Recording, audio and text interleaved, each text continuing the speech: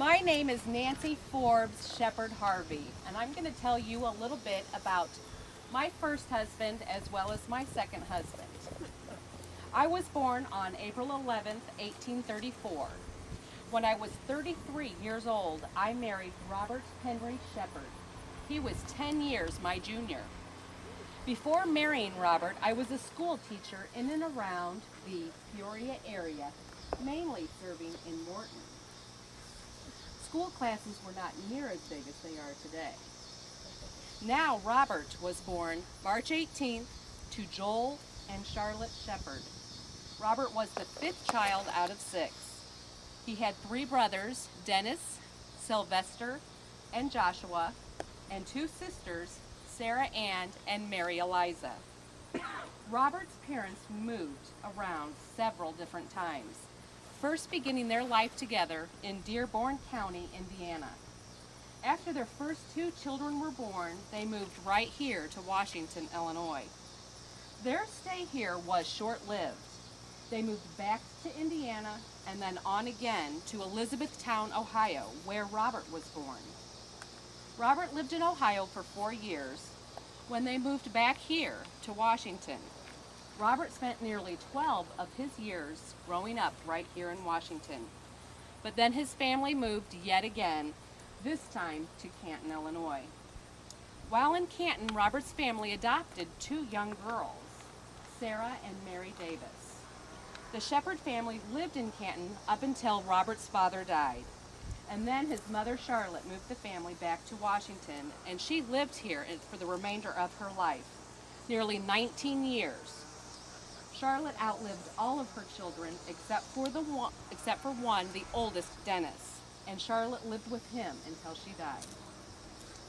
Robert was just 23 years old when we married, and he had already served in the Army for 2 years. Robert shipped out on August 27, 1862, at just 18 years old. He was in Company G of the 86th Regiment, the Illinois Voluntary Infantry out of Peoria, Illinois. On September 7th, he boarded a train for Indiana with other Washington, Deer Creek, and Morton residents. Those couple of weeks before he shipped out were pretty boring, he said. They were all very anxious to be shipped out and to possibly see some action. However, they were also sad to say goodbye to their family and friends. It took 2 days by train to get to their destination in Indiana. Then they marched on foot to Louisville, Kentucky. The walk to Louisville was a tough one, and it took several days. The weather was very warm, as it is today. Other soldiers were getting sick from the rough conditions.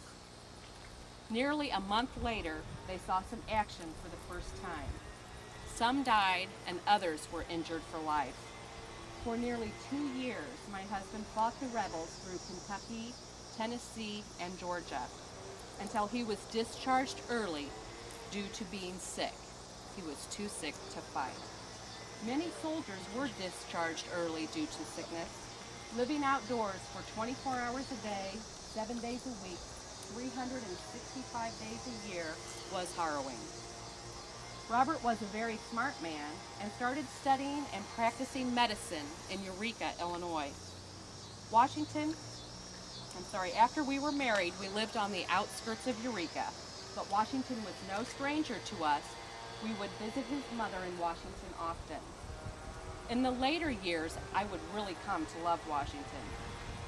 Robert and I had a wonderful life together. However, the good Lord did not bless us with any children. Robert and I were both raised in the Presbyterian Church, and we were both faithful servants to our Lord. My father died, and we were attending the funeral at Parker's Corner in Mapleton, Illinois. It was quite a drive from Eureka, and the weather was absolutely horrible outside. One of the worst storms Peoria would ever see. Peoria was a mess, and Tazewell County was underwater. I stayed at my family's homestead, but Robert felt he needed to get back. He was very dedicated to his work and to his patients, and he would send for me at a later date. He had a 2-horse team and a covered buggy.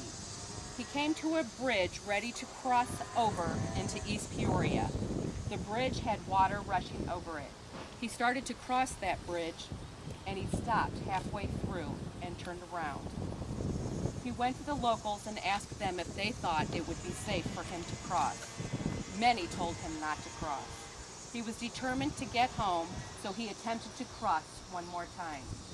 While halfway across the bridge gave out, washing him and his teams of horses away. My good husband drowned in the raging river. They found his body miles away from where he went in. It took several days to find his body, and there was a reward given to the person who found it.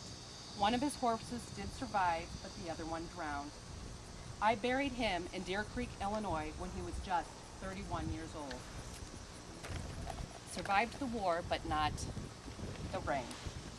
I remained a widow for 17 years. I then, at nearly 60 years old, married Wesley B. Harvey, a wealthy, well-known Central Illinois man. He lived in Washington, so then I moved to Washington as well. He was the mayor of Washington and the Justice of the Peace for over 22 years. He also served in the Illinois legislation. My second husband died 16 years after we were married, and I had him buried right here in Glendale Cemetery. I would be buried here too, and I wanted my first husband, my first love, to be next to me as well. So I had his body brought here from Deer Creek and put on the other side of my burial slot. I lived several more years, and my niece took care of me because I was an invalid in my house until my death in February of 1915. And behind you is Dr. Sheppard's stone. That's okay, everybody can see.